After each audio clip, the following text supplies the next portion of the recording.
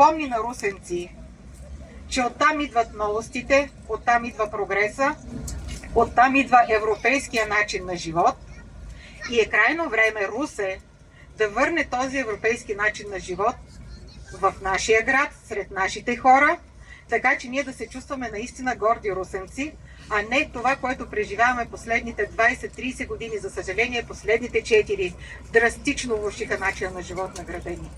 Така че мястото е символно. Тръгваме на нашата битка за Русе от тук, от Великата Европейска река, така че отново да бъдем първи на предстоящите местни избори и най-накрая да върнем града си там, където му е мястото, защото Русе заслужава повече.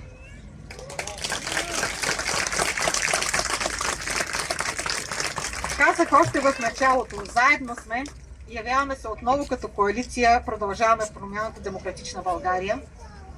Затова, защото смятаме, че демократично мислещите хора в Русе са един отбор. Защото вярваме, че всички, които сами градят живота си, които не чакат някой да им решава проблемите и които искат да вземат решаването на тези проблеми в едни ръце, са в нашите среди и няма никакво значение дали те са от Продължаваме промяната, дали са от Демократична България, дали са от ДСБ или от Зелено движение. Всички в случая имаме една обща кауза и тя е Русе. Защото Русе заслужава повече.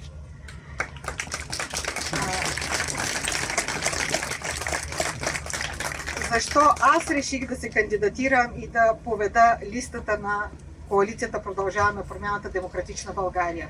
Ами защото е крайно време тези, които знаем, можем, имаме устойчивост, да застанем там, където ни е мястото, а именно напред, да сочим пътя на останалите и да даваме пример, че когато човек е добросъвестен, когато познава процесите и има желание да бъде полезен на хората, това може да се случи съвсем истински и без задкулисие. Това е моята лична кауза, да си върнем града, да си върнем децата в града, затова съм тук пред вас в момента.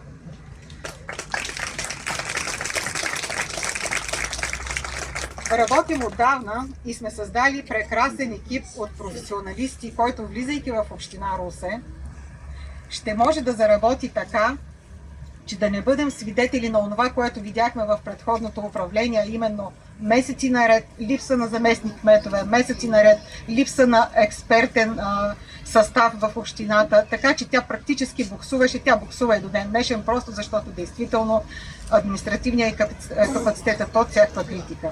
В момента бих искала да ви запозная с основните ни приоритети, върху които ще работим с екипа, който сме събрали. И ние сме ги свели до 5 такива, като сме казали, искаме Русе да бъде чист, да бъде приветлив, да бъде удобен, да бъде сигурен. И всичко това да го постигнем с последния поставен в редицата приоритетно, според мен, най-всеобхватен и най-важен, да променим начина на управление на общината. Защото към този момент нашата община се управлява първо непрофесионално, второ безкрайно непрозрачно, трето изцяло откъснато от гражданското общество.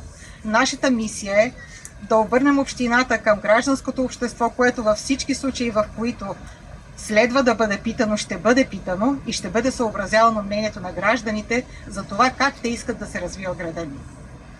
Какво имаме предвид под чист град? Естествено чистия въздух, естествено чистите улици, които сме забравили как изглеждат в този вид, естествено чисти от боклук, защото града ни е и безкрайно непочистен, но и чисти отношения между властта и гражданите и чист от корупция град, защото за съжаление корупцията е навсякъде.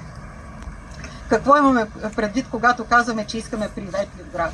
Ами той да е приветлив, да останем ние, които цял живот сме били тук и не искаме да се тръгнем от града си, но да останат и да се връщат нашите деца, пък дай Боже и внуци, защото всъщност много поколения наред децата ни не са в града, а са някъде другаде. Целта ни е да ги привлечем с град, който е умен, с град, който е красив, поддържан и удобен за живот, така че те да започнат да се връщат и да избират Русе, а не София, Пловдив или пък чужбина.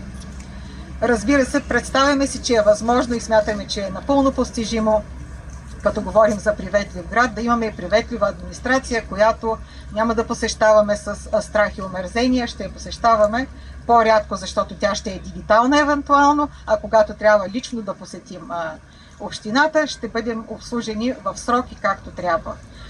Какво имаме предвид под това града да е удобен?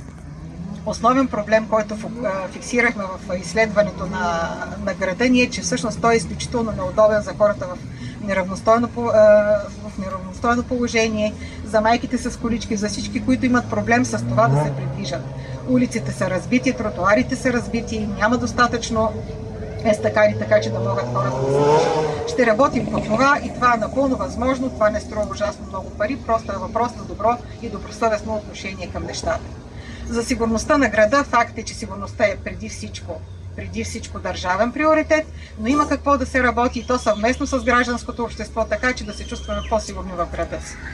И последно, казвам пак, това, което коренно ще променим, е начина, по който ще управляваме общината. А той ще бъде открит, той ще бъде с професионалисти, които аз сега искам да ви представя и ще ми позволите да си сложа очилата, защото в противен случай няма да мога да го направя. Рени,